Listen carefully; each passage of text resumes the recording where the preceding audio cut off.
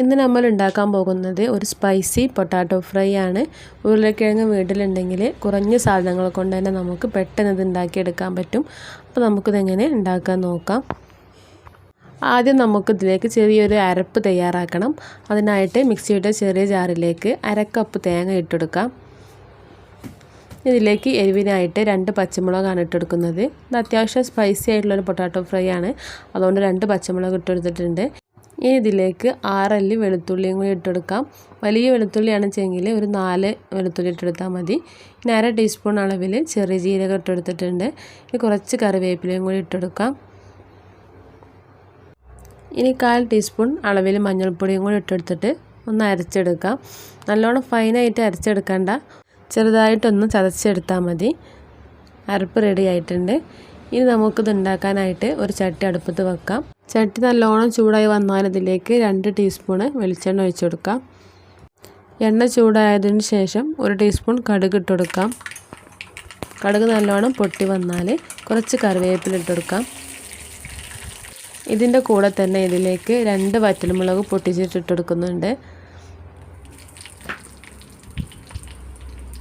ഇതൊന്ന് മൂപ്പിച്ചെടുക്കാം. ഇനി ഇതിലേക്ക് നമ്മൾ റെഡിയാക്കി വെച്ചിട്ടുള്ള അരപ്പ് ഇട്ടെടുത്തിട്ട് ഒന്ന് വറുത്തെടുക്കണം. ചെറിയ രീതിയിൽ വറുത്തെടുത്താൽ മതി. ചെറുതായിട്ടൊന്ന് കളർ മാറി കിട്ടണം. ചെറിയ തീയിൽ വെച്ചിട്ടൊന്ന് വറുത്തെടുക്കാം. ഫ്ലെയിം കൂട്ടി വെക്കരുത്, മീഡിയം ഫ്ലെയിമിൽ വെച്ചിട്ട് വറുത്തെടുത്താൽ മതി. അപ്പോൾ ചെറുതായിട്ടൊന്ന് കളർ മാറി കിട്ടിയിട്ടുണ്ട്. ഇതിലേക്ക് ചേർത്ത് കൊടുക്കുന്നത് ഉരുളക്കിഴങ്ങാണ്. അപ്പോൾ ഞാനിത് മീഡിയം സൈസിലുള്ള 3 ഉരുളക്കിഴങ്ങ് വേവിച്ചെടുത്താണ്. ഉപ്പിട്ട് വേവിച്ചതിന് ശേഷം കട്ട് ചെയ്തെടുത്തതാണ്.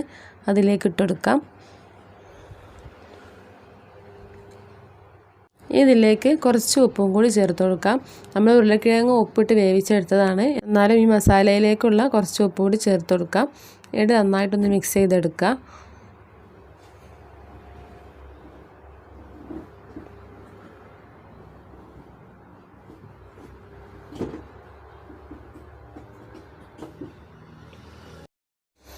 ഈ തേങ്ങയൊക്കെ ഉരുളക്കിഴങ്ങ് നന്നായിട്ടൊന്ന് പിടിച്ച് കിട്ടണം. അപ്പോൾ അതിനായിട്ട് ഇതിലേക്ക് കുറച്ച് വെള്ളം ഒഴിച്ചെടുക്കുന്നുണ്ട്. കുറച്ച് വെള്ളം ഒഴിച്ചെടുത്തിട്ട് ഒന്നും കൂടി വേവിച്ചെടുക്കാം.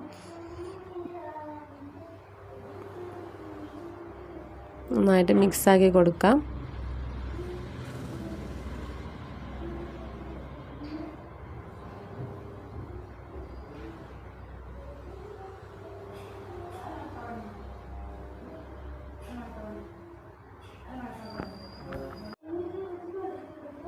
നല്ലപോലെ മിക്സായി കിട്ടിയാൽ ഒന്ന് അടച്ച് വെച്ചിട്ട് വേവിച്ചെടുക്കാം.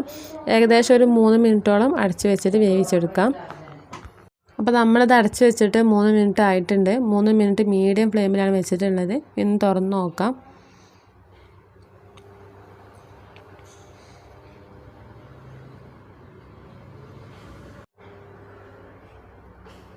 നല്ലപോലെ വെന്ത് കിട്ടിയിട്ടുണ്ട്.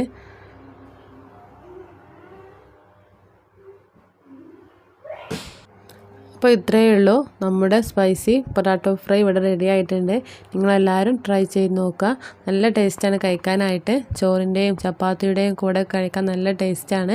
അല്ലാതെ വെറുതെ കഴിക്കാനും പറ്റും. അപ്പോൾ നിങ്ങളെല്ലാവരും ട്രൈ ചെയ്ത് നോക്കുക. വീഡിയോ ഇഷ്ടപ്പെട്ടാൽ ലൈക്ക് ചെയ്യുക, ഷെയർ ചെയ്യുക, സബ്സ്ക്രൈബ് ചെയ്യുക. അടുത്ത വീഡിയോയുമായി വീണ്ടും കാണാം. താങ്ക്